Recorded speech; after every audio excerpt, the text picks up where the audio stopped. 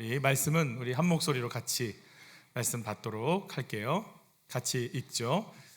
사무엘이 번제를 드릴 때에 블레셋 사람이 이스라엘과 싸우려고 가까이 오매 그날에 여호와께서 블레셋 사람에게 큰 우레를 발하여 그들을 어지럽게 하시니 그들이 이스라엘 앞에 패한지라.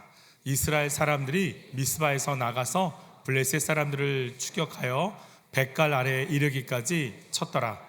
사무엘이 돌을 취하여 미스바와 센 사이에 세워 이르되 여호와께서 여기까지 우리를 도우셨다 하고 그 이름을 에벤에셀이라 하니라. 아멘.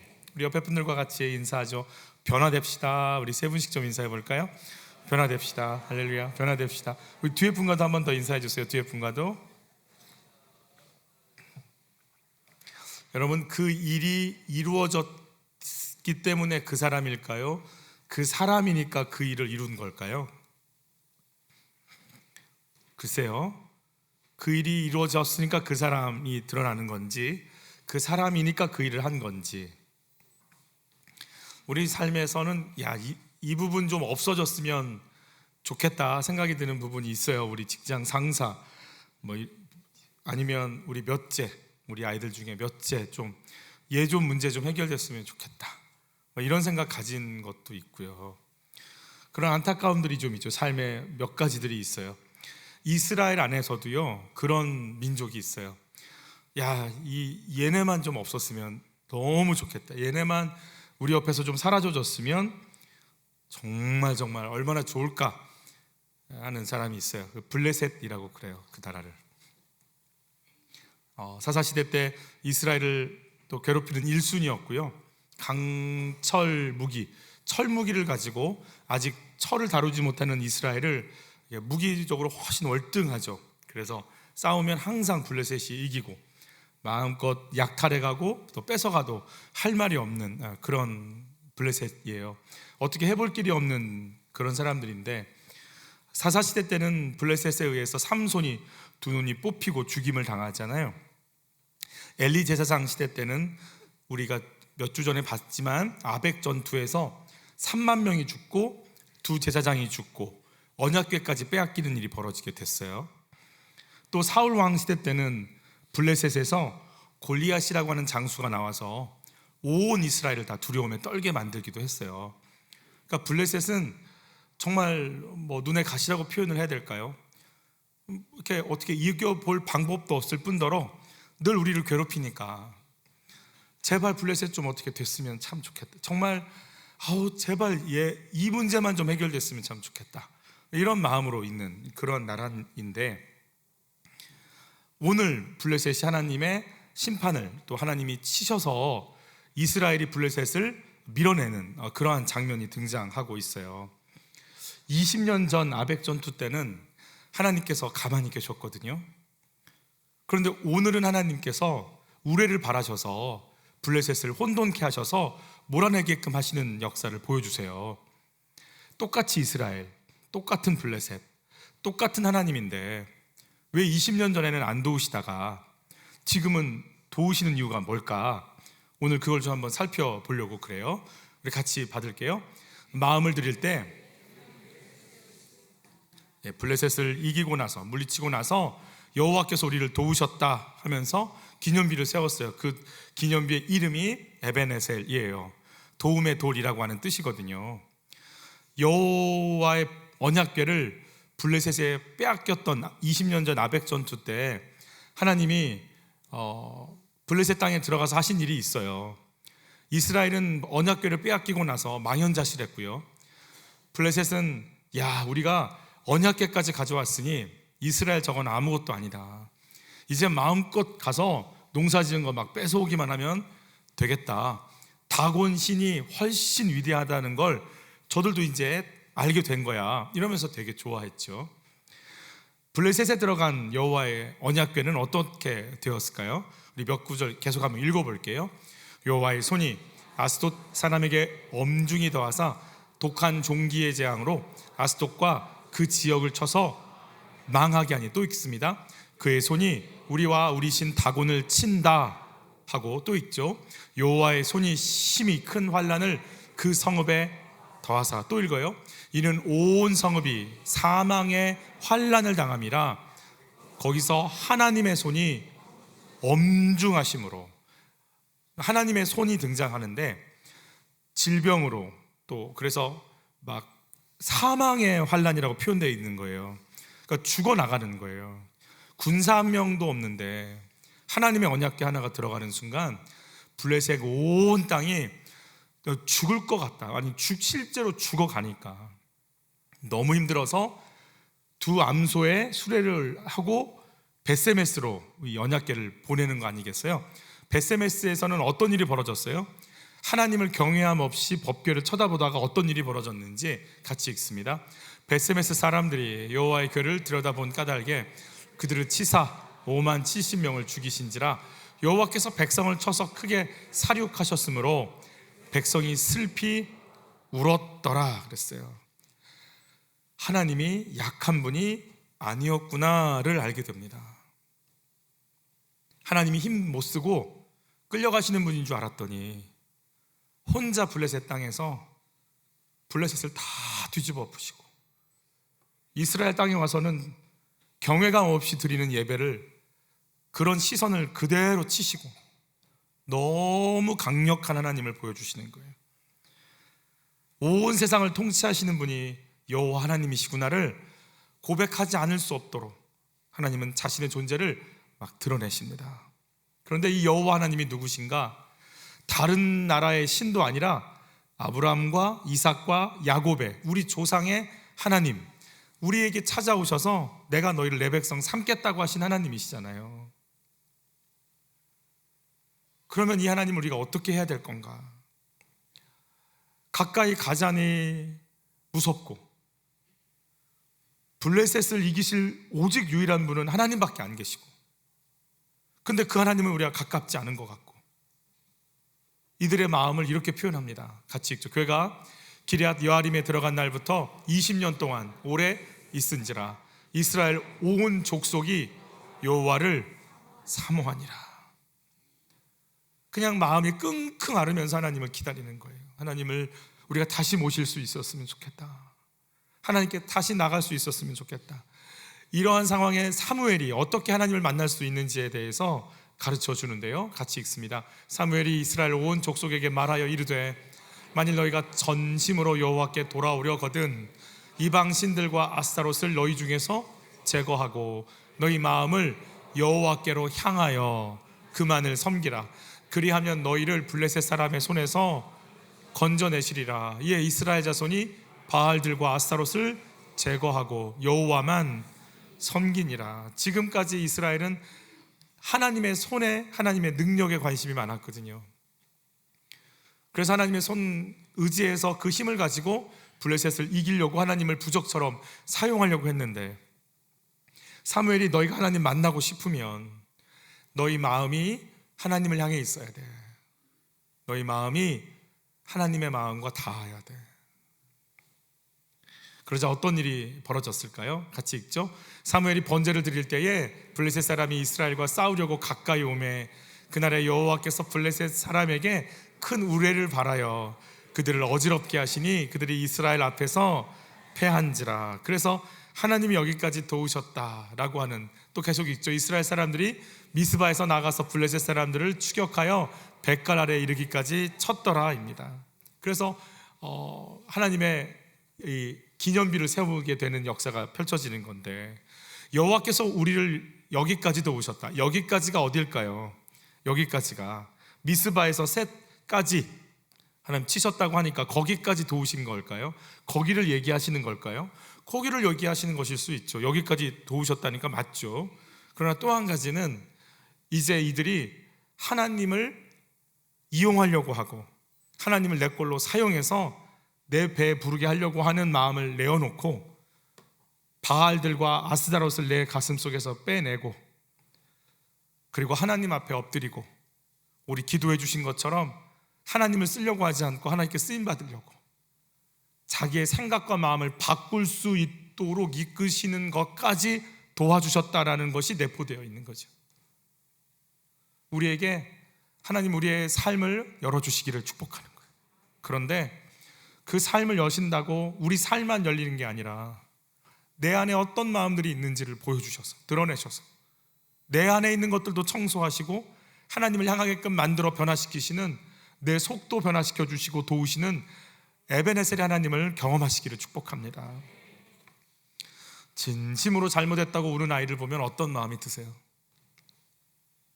막 딸기똥만한 눈물을 톡톡 흘리면서 엄마 잘못했어요 이러고, 정말 이렇게 아이들은 표정에서 다 나오잖아요. 정말 잘못했어요 이러고 엄마 미안해 이러고 있으면 어떤 마음이 드세요? 그냥 달려 들어가서 그랬지? 앞으로 그러지 마 그러고 막 껴안고 싶지 않아요? 이스라엘이요, 하나님 잘못했어요. 저희가 하나님 이용하려고 그랬어요. 하나님 부적처럼 사용하려고 그랬어요. 우리 가슴에는 바알과 아스타롯이 가득한데, 물질과 음란이 가득한데 그거 채우려고 하나님 사용했어요. 나 음란하고 나 돈 갖고 내 마음대로 살려고 기도했어요. 그것 놓고 하나님께 간구했어요. 이렇게 하면 그거 주는 줄 알고 하나님 이용하려고 그랬어요. 하나님이 누군지 내가 몰랐어요. 우리가 하나님께 엎드려야 되는 인생인지 몰랐어요. 용서해 주세요. 하나님께 마음을 다해 회개하는 이스라엘을 보시면서 하나님은 어떤 마음이 드셨을까요? 여러분, 말씀을 통해 하나님과 교제하고 하나님의 마음을 느껴보신 적이 있으세요? 하나님과 너희의 마음을 하나님께 두라 그랬어요. 여러분, 우리 마음이 하나님 마음을 이렇게 만질 수 있기를, 하나님 마음과 내 마음이 만날 수 있기를, 하나님 마음이 이렇게 느껴지시기를 바라는 거예요. 두 번째, 같이 읽죠. 하나님의 이름을 높일 때 기념비를 세울 수 있습니다. 12절 말씀 같이 받아요. 사무엘이 돌을 취하여 미스바와 센 사이에 세워 이르되 여호와께서 여기까지 우리를 도우셨다 하고 그 이름을 에베네셀이라 하니라. 여호와께서 도우셨다. 아멘. 누가 도우신 거예요? 여호와께서 도우신 거예요. 이 기념비는 그래서 누구를 드러내는 기념비예요? 여호와를 드러내는 기념비예요. 여호와가 도우셨어. 너희가 이걸 할 방법도 없고 능력도 없는데 여호와가 여길 도우셨어. 이 기념비는 누구를 드러내는 거라고요? 여호와를 드러내는 건데, 여러분, 하나님의 백성이 전쟁을 만나면 하나님, 이 전쟁이 어떤 전쟁인가요? 물을 수 있고, 하나님 이 전쟁을 어떻게 이겨야 되나요? 도움을 받을 수 있고, 그래서 승리할 수 있고, 그 승리로 하나님께 영광과 존귀를 올리는 것이 어떤 면에서는 되게 당연한 것 같잖아요. 그런데 그게 그렇게 쉽지가 않더라고요. 어떤 이는 묻지도 않아요. 이게 어떤 전쟁인지. 지금 거래처에서 나오는 남편과 아내의 싸움을, 자식들과의 문제를, 그리고 내 건강의 문제와 이 영적인 전쟁을 가지고 하나님 이게 어떤 전쟁입니까? 라고 묻지도 않고 원망하고 서럽고 왜 나한테 라고 얘기하는 사람도 있어요. 어떤 면엔 물어요. 묻는데 듣질도 않아요. 기도는 한다고 하는데 실컷 뭐라고 해놓고 하나님이 뭐라고 하시는지는 잘 모르겠어. 어떤 때는요, 묻고 인도함 받으면서 풀어가고 그렇게 열매를 맺고 승리를 거둬요. 그런데요, 그렇게 승리를 거두고 나서요, 하나님 감사해요, 하나님이 하셨어, 이렇게 얘기하지 않고 그냥 내 걸로 가져오는 경우가 있어요. 내가 기도했어 이러고. 기념비가 하나님의 기념비가 아니고 나를 높이려고 할 때가 있어요. 여러분, 전쟁에서는 승리했지만 하나님께 마음을 두지 않으면 어떤 일이 벌어지는가? 나를 위한, 하나님을 위한 기념비가 아니라 나를 위한 기념비를 세우려고 하는 사람이 있었어요. 하나님이 승리케 해주셔도. 사울 왕이에요. 우리 같이 볼게요. 여호와의 말씀이 사무엘에게 임하니라. 이르시되 내가 사울을 왕으로 세운 것을 후회하노니 그가 돌이켜서 나를 따르지 아니하며 내 명령을 행하지 아니하였음이니라 하신지라. 사무엘이 근심하여 온 밤을 여호와께 부르짖으니라. 사무엘이 사울을 만나려고 아침에 일찍이 일어났더니 어떤 사람이 사무엘에게 말하여 이르되 사울이 갈멜에 이르러 자기를 위하여 기념비를 세우고 발길을 돌려 길갈로 내려갔다 하는지라. 하나님께서 이기게 하신 이 승리를 사울은 자기 기념비를 세우는 것으로 드러내고 있어요. 사울은요, 이 나라가 어떤 나라인지를 몰라요. 사울은요, 이 나라를 통치하기 위해서 하나님이 자기에게 기름 부어 나를 세웠다라는 것이 뭔지를 몰라요. 사울은요, 이 전쟁에 승리를 하게 하신 하나님의 목적과 의도를 몰라요. 그래서 일단 승리하고 나니까 그냥 하나님의 승리를 통해서 내 이름 드러내려고 이렇게 나를 높이는 것에 이걸 쓰고 있는 거예요. 여러분, 하나님이 허락하지 아니하면 참새 한 마리도 땅에 떨어지지 않습니다. 이게 내 능력으로 이겼다라고 생각하는 사울 때문에 사울은 어떤 삶을 보게 되는지, 마치 이스라엘이 아벡 전투 때 언약궤를 갖다 놓고 승리를 하게끔 해서 나를 채우려고, 나를 높이려고, 나를 더 부강하게 하려고 했던 것처럼 사울도 이 승리를 통해서 나를 높이고 내가 인정받고 내가 왕인 것을 더 드러내고 싶은, 아벡 전투 때 이스라엘과 사울이 동일한 영적 상태이라고 생각이 들어요. 사울이 이런 일을 벌릴 때 사무엘이 바로 경고하거든요. 하나님 당신 버리실 거다. 이거 빨리 회개하지 않으면 안 된다. 그러자 사울의 반응을 한번 볼게요. 어떻게 하는지. 사울이 이르되 내가 범죄하였을지라도 이제 청하옵나니 내 백성의 장로들 앞과 이스라엘 앞에서 나를 높이사 나와 함께 돌아가서 내가 당신의 하나님 여호와께 경배하게 하소서. 내 하나님도 아니에요. 내가 지금 나와 함께, 사무엘 선지자 나와 함께 가주세요. 왜냐하면 사무엘 당신이 나와 함께 가면 내 위치가 높아질 거예요. 마치 정당 대표가 가면 국회의원들이 사진 찍잖아요. 이렇게 그쪽에 있는 뭐 이렇게, 그래서 늘 나오는 것처럼 사무엘 당신이 오잖아요. 그러면 내가 가서, 사무엘 당신과 내가 가서 예배 드리면 이스라엘 앞에서 누굴 높일 수 있다? 나를 높일 수 있으니까. 지금 경고 메시지가 들려도 사울은요, 예배 자체도요, 누구를 위해서 예배 드리는 거예요? 나를 높이려고 예배 드리는 거예요. 찬양도, 특송도, 설교도 누굴 위해 하는 거예요? 나를 위해서 하는 거예요. 지금 내가 이렇게 섬기면 나를 높게 평가해 주겠지. 이 정도면 저분 참 영성이 대단하네, 저분 참 교회 잘 섬기네, 라는 말을 하겠지. 모든 게 사울은요, 자기 높이는 것에 포인트를 맞추고 있는 거예요. 예배도, 섬김도, 봉사도. 2023년 하나님은 한빛교회에 은혜를 부어주셨어요. 하나님이 하셨어요. 하나님이 열어주셨고 지금도 인도하고 계시고, 그래서 영광과 존귀와 찬양은 하나님만 받으셔야 돼요. 내가 마음이 안 되면 승리해도 하나님을 향한 기념비가 아니라 내 기념비 쌓으려고 애를 써요.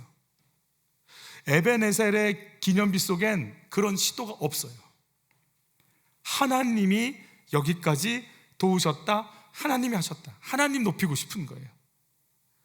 여러분, 우리 안에, 우리에게 승리케 해주시지만 우리 안에 이거 하나님이 해주신 거네요 라고 나를 한 발자국, 두 발자국 뒤로 가서 하나님이 거기 계실 수 있도록 나를 비워놓고 내가 뒤로 갈 수 있는, 하나님을 높일 수 있는 양육의 은혜가, 그 도우심이 함께 임하시기를 예수 이름으로 축복하는 거예요.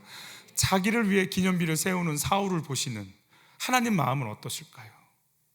너 뭐 하고 있니? 내가 너를 거기 세운 이유가 우리 목자가 더 잘해, 이 소리를 들으려고 거기 서 있니?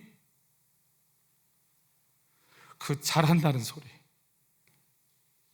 그 잘한다는 소리 듣고 싶어서. 하나님 마음, 내가 세우고 싶은 기념비는 뭐가 있을까요? 왜 그렇게 사람이 힘들까요? 잘 보이고 싶으니까. 사람들한테. 2024년 어떤 마음으로 사역에 임하시나요? 그리고 임하셨었나요? 여러분, 누가 합격을 했어요? 이제 막 발표들이 나오죠? 누가 승진했어요? 이 어려운 시기에 우리 가게는 잘 돼요? 누구 이름을 높이고 싶으세요? 그냥 마음속에 이 우쭐됨이 우리를 막 이끌어가지 않습니까? 세 번째 같이 읽죠. 은혜를 깨달을 때 기념비를 세울 수 있습니다. 우리 10절 말씀 같이 읽습니다. 사무엘이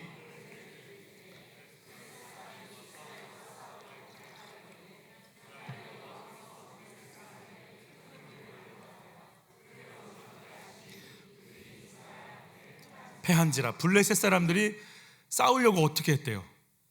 가까이 와. 여러분, 지금 이 사람들의 무기가 뭐예요?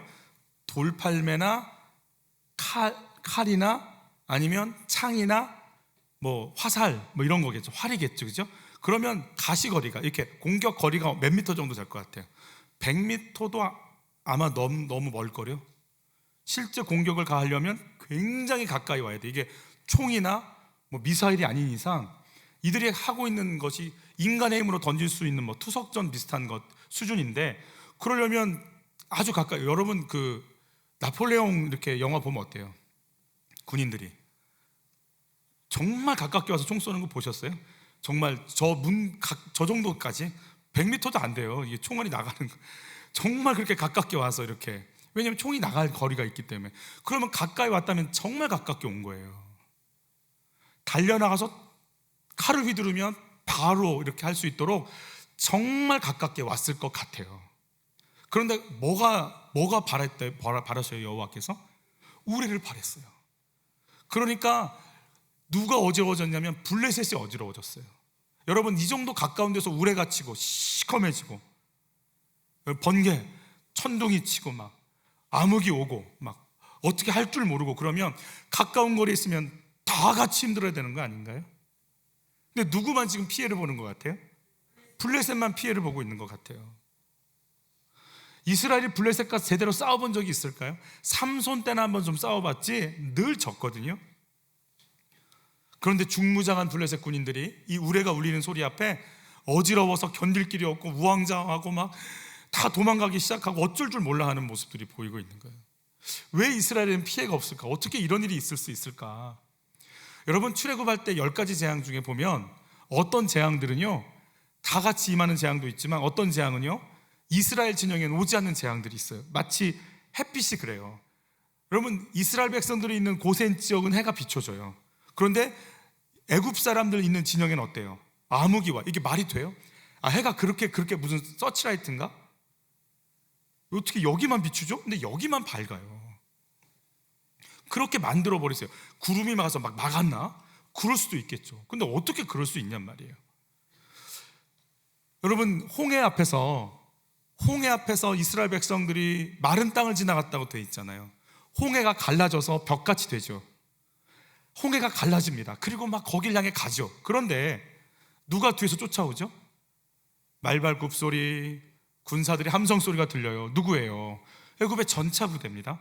그러면 홍해 앞에서 물이 열려지면서 앞에는 이스라엘이, 뒤에는 전차 부대가 가는 이 상황 속에서 어떤 일이 벌어져요? 뒤에 있는 홍해가 어떻게 돼요? 합쳐지기 시작하죠. 사람들의 비명소리, 살려달라는 소리, 울부짖음이 들리죠. 이스라엘 백성들은 뭐 하고 있고, 가고 있는데 앞에는 뭐 하고? 계속 열리는 거예요. 열려져 있는 거예요. 뒤에는 뭐 하고 계속 닫혀서 가는 거예요. 이게 성경에 뭐라고 되어 있냐면 그 가운데라고 표현이 되어 있어요. 그러니까 이스라엘은 자기들은 열려져서 가고 있고 뒤에는 살려달라고 외치고 죽어가고 막 수장되어 가는 것을 보면서, 뒤를 보면 죽어가고 있고 자기들은 구원받고 있고, 그러면서 훅 다 이스라엘 백성들이 올라온 뒤에 홍해가 어떻게 돼요? 딱 닫히잖아요. 우리는 산 거예요. 그들은 죽고 우리는 살고, 그들은 심판받고 우리는 구원받고, 그 현장 속에서 빠져나와서 그들이 하는 게 뭐냐면 구원의 노래를 부르기 시작하는 거예요. 말과 그 탄자를 바다에 던지신 이를 찬양하라. 애굽의 모든 것들을 물에 던지신 이를 찬양하라. 그가 우리를 구원하셨고 살리셨도다. 이러면서 비파와 소금을 들고 막 춤을 추면서 찬양을 해요. 이게 성경에 나오는 첫 번째 찬양 기록이에요. 누가 하셨어요? 하나님이 하신 거예요. 하나님이 하셨네요. 이거 하나님이 하셨네요. 아니, 지금 내 눈 앞에서 분명히 지금 가시거리 앞에 있는 저 사람들인데 천둥 번개 우레가 울려서 견딜 수 없고 무너져 내리는 건 내가 아니고 누구예요? 저 사람들이고, 지금 내 앞에서 그 중무장한 블레셋 군인들이 도망가는 걸 내가 보고 있어요. 누가 하시는 거예요? 지금 하나님이 하시는 거네요. 하나님이 하시는 거네요. 외치고 또 외칠 수밖에 없는 거예요. 은혜를 알면, 정말 은혜를 알면 하나님 높이는 거예요. 은혜가 사라지는 순간 누구 높일까요? 내가 드러나기 시작. 여러분, 내가 은혜가 있느냐 없느냐의 가장 큰 기준은 뭐냐면 나나가 나오면 그게 은혜 없는 거예요. 하나님이 나를, 하나님이 시어머니를, 하나님이 우리 집을, 하나님이 내 동생을, 하나님이 내 삶을, 하나님이 나오면 내가 은혜가 있는 거고, 나가 나오면, 내가 하나님 자리에 올라가 있으면 그 은혜가 떨어지는 거예요. 사울 왕과 동일하게 흔들린 왕이 있었어요.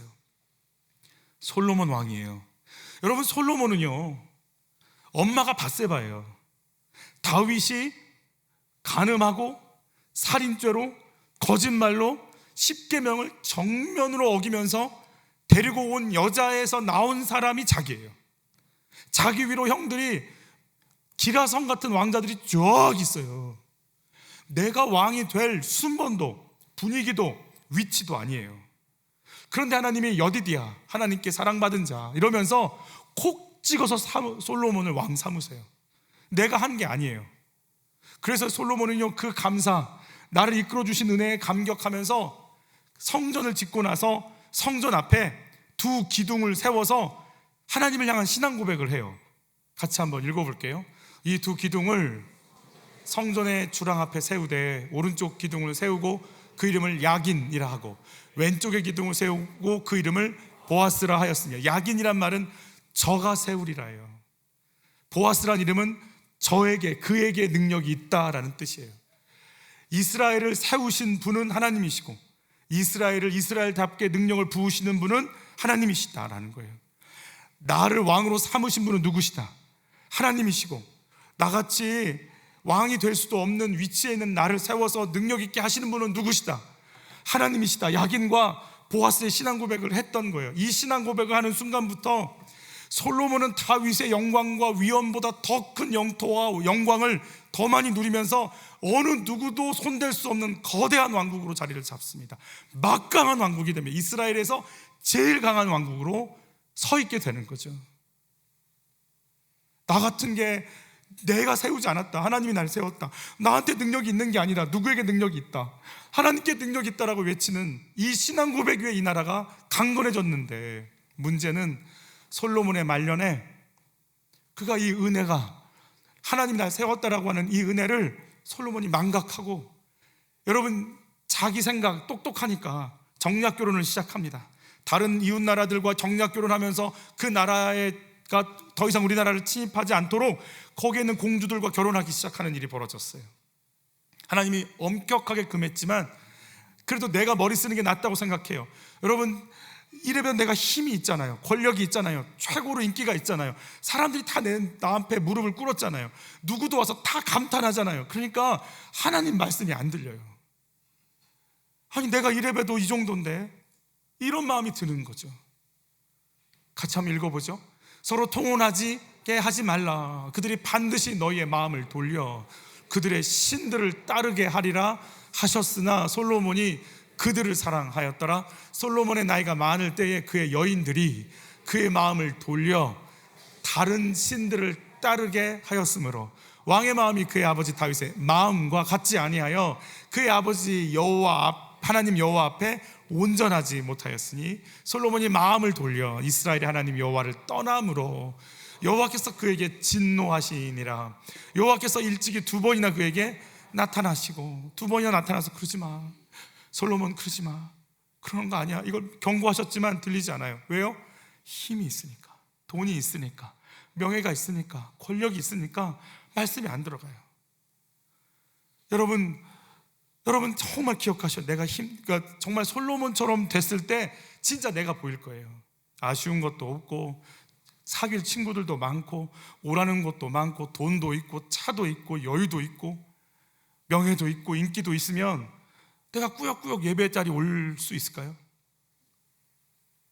갈 곳이 너무 많은데, 부르는 게 너무 많은데, 금요일날 저녁에 떠나서 싱가포르도 갔다 오고, 일본 가서 우동도 먹고 와야 되고, 아니, 내가 이렇게 여기 앉아갖고 꾸역꾸역 예배를 드려야 될 이유가 있을까요?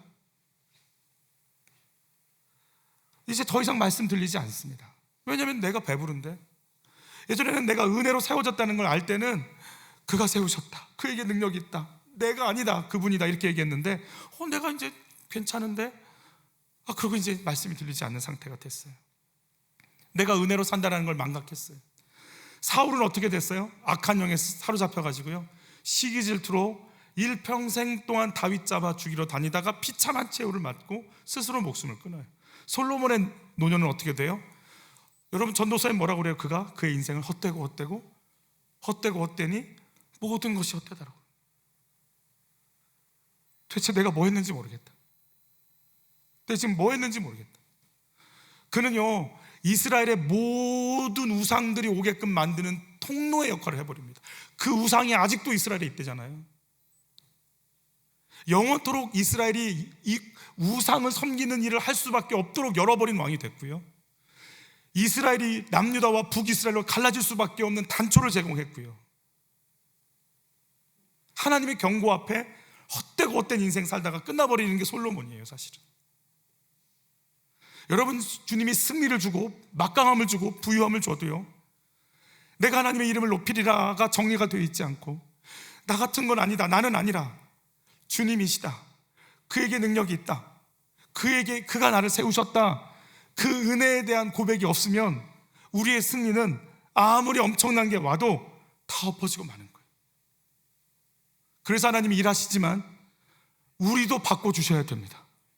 하나님이 승리를 주시지만, 여기까지 도우셨다고 얘기해야 되지만, 우리 안에는 나를 바꾸셔서 우상 삼으려고, 이용하려고 했던 마음들 다 내려놓고 하나님 얼굴을 구하고 하나님 앞에 엎드리고 하나님의 은혜를, 하나님의 이름을 높이고 싶은 소원으로 내 생각과 마음과 가치관이 바뀌는 거기까지 나를 돕지 않으시면 나에게 주어진 승리는 담을 수 없는 그릇이 돼서 깨지고 흘러가 버릴 수밖에 없습니다.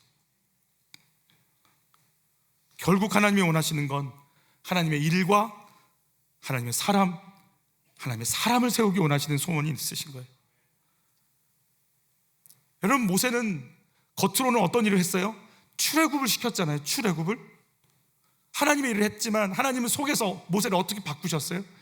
내가 애굽의 왕자야, 나는 행정이 탁월하고 군사력이 탁월하고, 그리고 애굽을 어떻게 칠 줄 나는 알고 있고, 애굽의 약점을 나는 너무 잘 알고 있어, 너희가 나에게 오면 돼 라고 자신만만했던 걸 다 떠나가고, 할 줄 아는 게 아무것도 없고, 네 손에 든 게 뭐냐? 지팡이 하나인데요.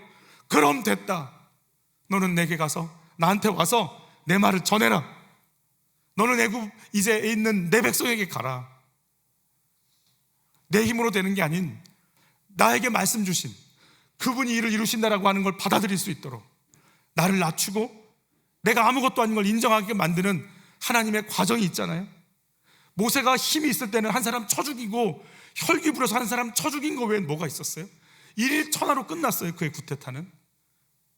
그런데 지독하게 말 듣지 않는 그 200만이 넘는 사람들을 다 모세는 가슴에 품고 가나안 땅까지, 초입까지 이끌어갈 수 있도록 그의 온유함이 지면의 모든 사람보다 승하더라고 얘기할 정도로 그들을 품을 수 있는 사람으로 하나님 바꾸시는 거 아니겠어요? 겉으로 출애굽의 사건이지만 출애굽의 사건을 감당할 수 있도록 하나님은 모세를 변화시키시는 역사가 진행되는 겁니다. 여러분, 아브라함에게 있어서의 가장 갈급함이 뭐가 있었을까요? 아브라함은요, 아들이 없는 거잖아요, 아들이. 그래서 최고의 목표는 누구 낳는 거예요? 아들 낳았어요. 그래서 이삭을 낳았다고요. 그러나 그건 겉모습이잖아요. 아브라함의 속을 하나님께서 어떻게 바꾸시던가요? 아들보다 더 중요한 건 하나님 당신이십니다. 당신의 언약이 더 귀중하기에 이삭을 바치라고 하셨다면 이삭 죽지 않고 다시 삽니다라고 얘기하면서 이삭을 모리아산에서 하나님께 내어놓을 수 있는 하나님을 인정할 줄 아는 사람으로 하나님께서 바꿔버리시지 않느냐, 그 말이에요. 이스라엘 백성들은 어떻든가요? 그들이 출애굽해서 가나안 땅에 들어가면 그게 다 되는 건가요? 아니잖아요.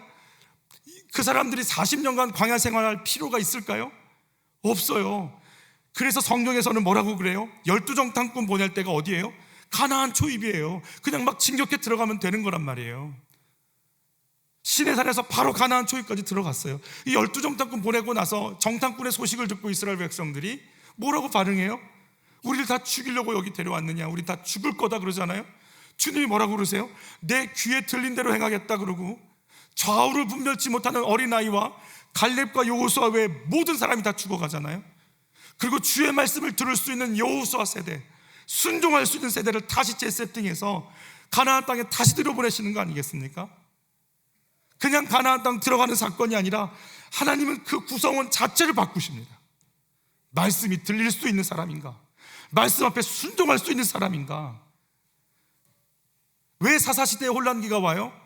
주신 땅, 주신 말씀, 주신 백성이 다 있는데도 불구하고 하나님을 경외함이 사라지는 순간 그 극도의 혼란기 속에 들어가는 거 아니겠어요? 내게 주어진 승리가 왔다 할지라도 내가 땅을 차지하고 취업을 하고 입학을 하고 결혼을 하고 승진을 한다 할지라도 내 안에 하나님을 향한 거룩함이 없는데, 내 속에 변화가 없는데 어딜 가냐 이 말이에요.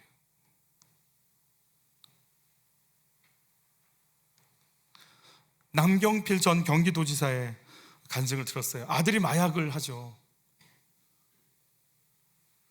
마약할 때 자기 아들의 모습을 봤대요. 마약을 하고 막 나오는 모습을 봤는데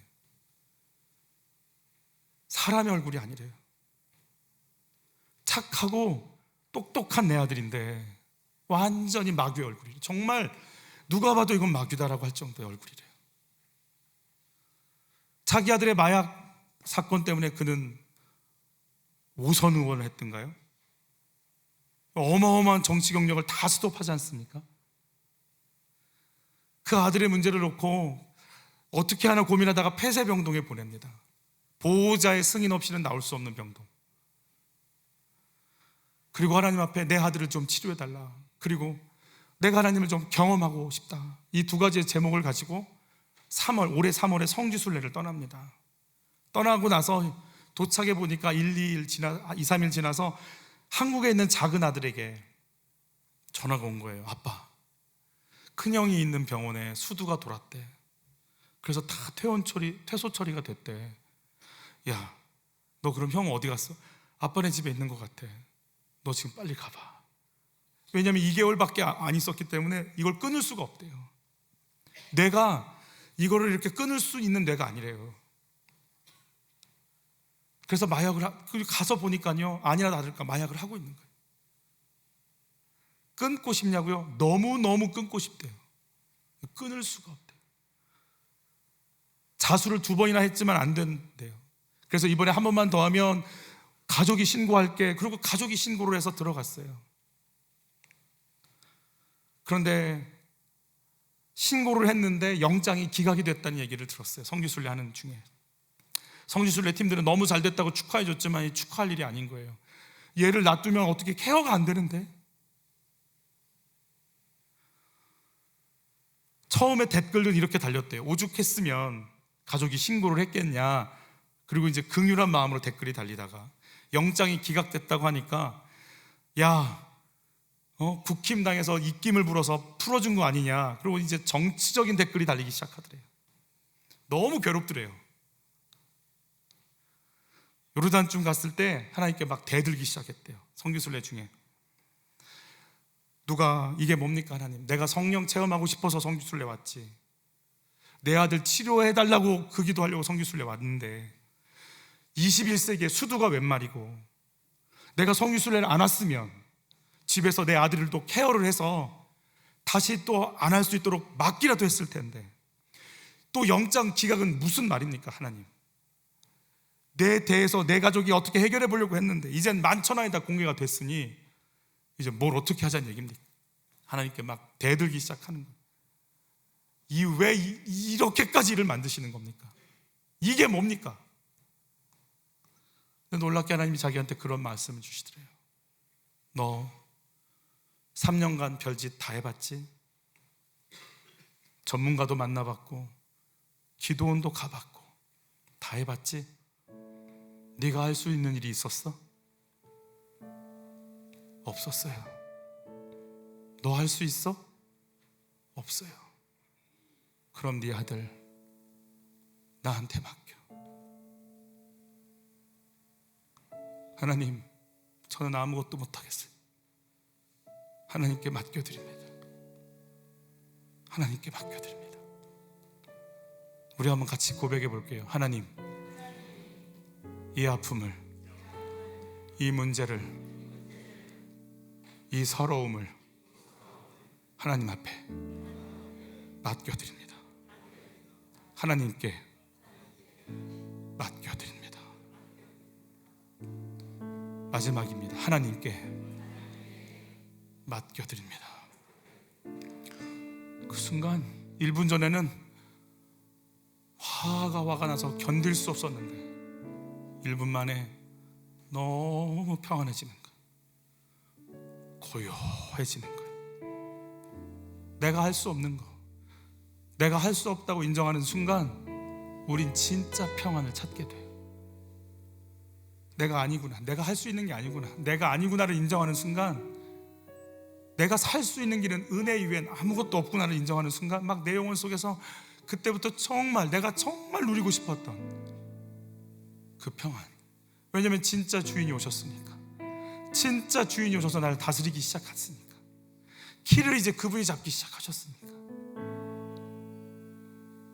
돌아오는 비행기 안에서 하나님 말씀을 주시더래요.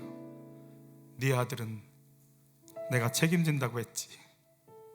이제 너는 다른 아이들, 마약 때문에 영혼이 말라가고 있는 아이들 살려내. 네가 그 일을 하기, 내가 그 일을 맡길 거야. 너는 그 일을 해야 돼. 내가 한국 가면 할 일이 있다라는 생각에요, 속에서부터 기쁨이 오기 시작하는데 주체가 안 되더라고요.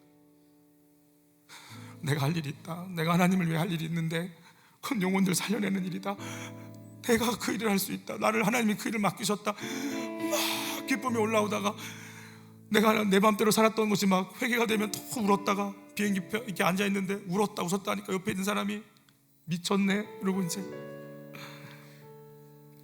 하나님 마음이 느껴지기 시작하더래요.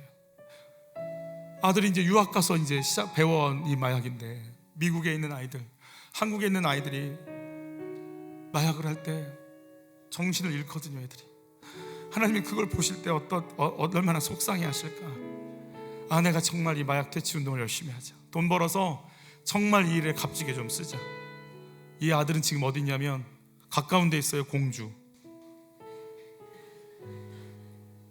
보호감호소라고 붙잡아 놓고 치료해 주는 곳이에요.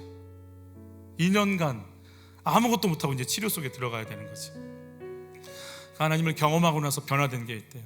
예전에는 열심히 정치 때문에 교회를 열심히 다녔대요. 주일 예배는 본 교회에서 드리고 2부는 다른 교회, 3부는 또 다른 교회, 새벽 예배는 또 다른 교회. 왜냐하면 지역구 관리를 해야 되니까. 그런데 그 와중에 그렇게 가서 앉아 있는데도 말씀을 들으니까 하나님에 대해서 알게는 된대요. 근데 어떻게 하냐면 가슴으로, 마음으로 아는 게 아니라 머리로 알게 되더래요. 그래서 하나님 하면 무섭고, 죄 지으면 혼날 것 같고, 내 하나님을 경험하고 나선 아, 하나님이 나를 사랑하시는구나, 이걸 받아들이기 시작하는 거예요. 그런데 놀라운 일이 벌어졌어. 아들을 야단치지 않는 거예요. 예전에는 너 성경 읽었어? 너 왜 이렇게 살아? 막 이렇게 꾸짖었는데 아들을 보고 있으면, 큰아들이죠, 아들을 보고 있으면 그냥 불쌍한 거예요. 측은히 여겨지는 거예요. 하나님이 내 아들을 책임지신다라는 마음이 딱 들어오는 순간부터 하나님이 나를 저렇게 쳐다보고 계시겠구나. 남경필, 네가 불쌍해. 나는 내가 불쌍해. 그리고 내가 너를 사랑해. 내가 너를 불쌍히 여기고 사랑한 것처럼 내 아들도 사랑해줘. 이런 마음을 막 주시는 거예요. 성령을 체험했을 때 이분이 뭐라고 표현하냐면, 하나님이 내 아들을 고친 게 아니라 하나님을 통해 내가 고쳐지고 있다고, 내가 변화되고 있다고 고백을 하는 거예요. 하나님이 우리 아이들을 너무 불쌍해서 보고 나올 때마다 창살에서 이제 만날 수 없잖아요. 안아주고 싶은데 내가 널 못 안아줘서 미안해. 그리고 그냥 가슴이 미어지는 마음으로 아들을 바라보고 오는데 꼭 하나님이 자기를 그렇게 보시는 것 같더라는 거예요. 장남 때문에 정치를 그만두게 됐고, 장남 때문에 마약 퇴치 운동을 하게 된 이 모든 게 은혜라고. 이 아들은 초등학교 때 기독초등학교를 나왔어요. 졸업식 때 목사님 물어봤대요. 네 꿈이 뭐야? 목사님이요. 그분이 그런 소망이 있더라고요. 목사가 되고 싶은 내 아들이 언젠간 변화돼서 이 속에서 나와서 하나님의 일을 감당할 그 시간이 올 거라고. 그때가 올 때까지 나는 마약에서 헤어나오지 못하는 아이들을 살려내기 위해 교회와 연합해서 이 길을 가겠다고. 2023년 변화되지 못해서 원망하고 두렵고 떨었던 시간들이 있으신가요? 2024년 나를 변화시켜 주시고 그곳까지 인도하시는 주님을 신뢰하세요? 도대체 어떤 부분에 주님이 손대어 주시기를 원하세요? 여러분, 결국 하나님은 환경도 아니고 가족도 아니고 나를 바꾸시는 분이신 것이 인정이 되시나요? 주께서 우리를 만져주시기를 원합니다. 우리의 환경을 승리로 변화로 이끄시겠지만 우리 내면이 주의 은혜로 하나님의 이름을 높이는 것으로 변화되게끔 여기까지 주님이 우리를 도우심을 믿습니다. 우리 찬양하면서 우리 신앙 고백할까요? 사랑하는 내 딸아, 너의 작은 돈에 귀하다. 너와 함께 걸어가는 모든 시간이 내게 힘이라.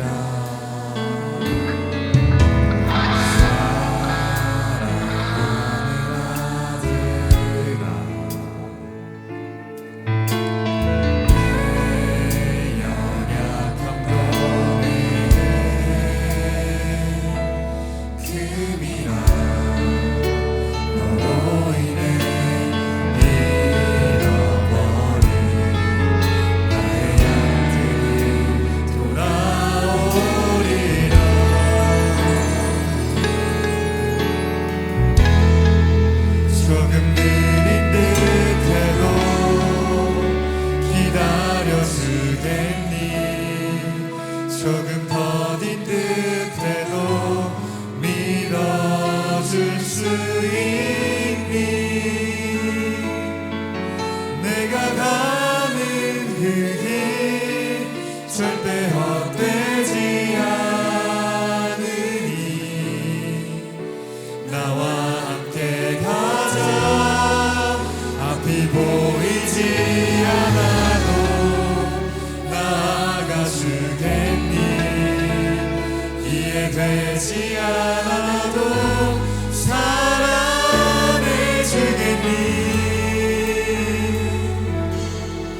너의 눈물의 기도 잊지 않고 있으니 나의 열심으로 이루리라. 사랑하는 내 딸아,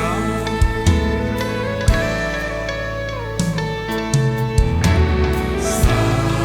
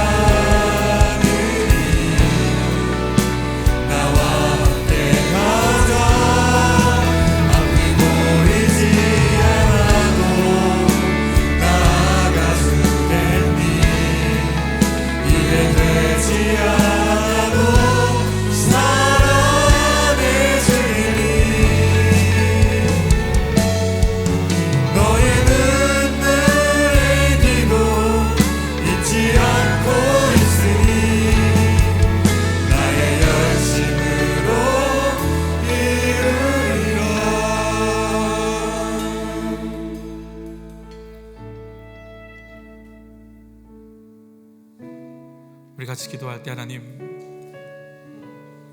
제가 치료가 필요합니다. 제 안엔 욕망으로 가득하고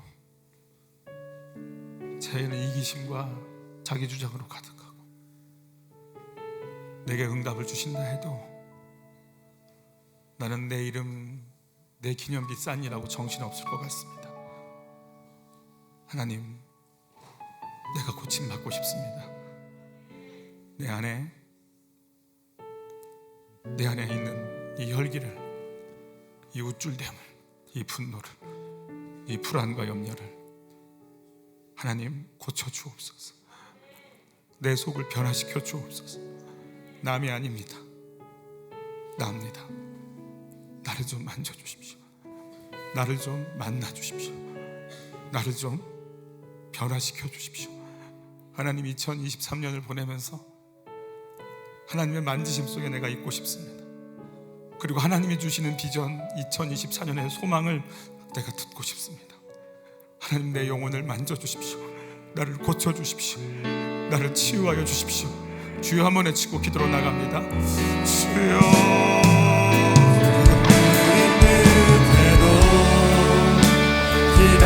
기다려주겠니? 조금 더 긴 듯해도 믿어줄 수 있니? 내가 가는 그 길 절대 헛되지 않으니 나와 함께 가자. 앞이 보이지 않아도 나아가주겠니? 이해되지 않아도 사랑해주겠니? 너의 눈물의 기도 잊지 않고 있으니 나의 열심으로 이루리라. 조금 느린 듯해도 기다려주겠니? 조금 더 긴 듯해도 믿어줄 수 있니? 내가 가는 그 길 절대 헛되지 않으니 나와 함께 가자. 앞이 보이지 않아도 나아가주겠니? 이해되지 않아도 사랑해주겠니? 너의 눈물의 기도 잊지 않고 있으니 나의 열심으로 이루리라.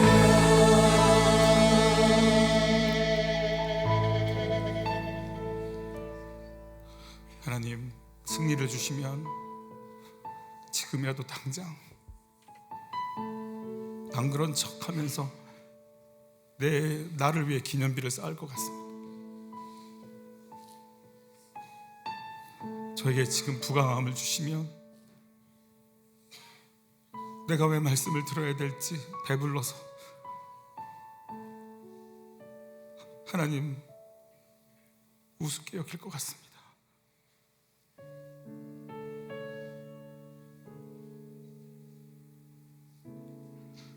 여기까지 도우시는 하나님,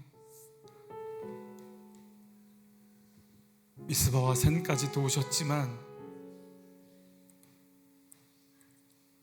하나님의 이름을 높이는 자리까지 저를 도와주십시오. 내 힘으로 살 수 없고 은혜로 사는 인생인 것을 알 수 있는 자리까지 저희를 좀 도와주십시오. 머리로 주님 아는 걸 뛰어넘어 내 마음이 열려서 하나님 앞에 얼굴과 얼굴을 대하며 주의 얼굴을 구할 수 있는 거룩한 믿음의 자리까지 우리를 좀 도와주십시오.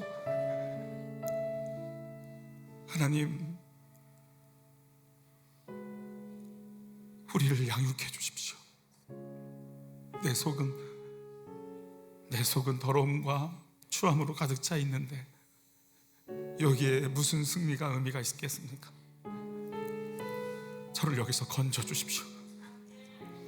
그리고 엎드릴 수 있도록, 하나님 높일 수 있도록, 은혜로 사는 인생인 거 인정하며 낮아질 수 있도록 우리를 만져 주옵소서. 귀한 예물을 드립니다. 물질 때문에 많이 힘드네요. 하나님 사랑합니다. 아버지께서 어떻게 우리를 먹이고 입히시는지를 저희가 인정하고 받아들일 수 있도록 물질의 주인이신 주님께서 우리의 삶을 열어주시고 우리의 인생 가운데 하나님이 준비해 놓으신 것들을 경험할 수 있도록 은혜를 베풀어 주옵소서.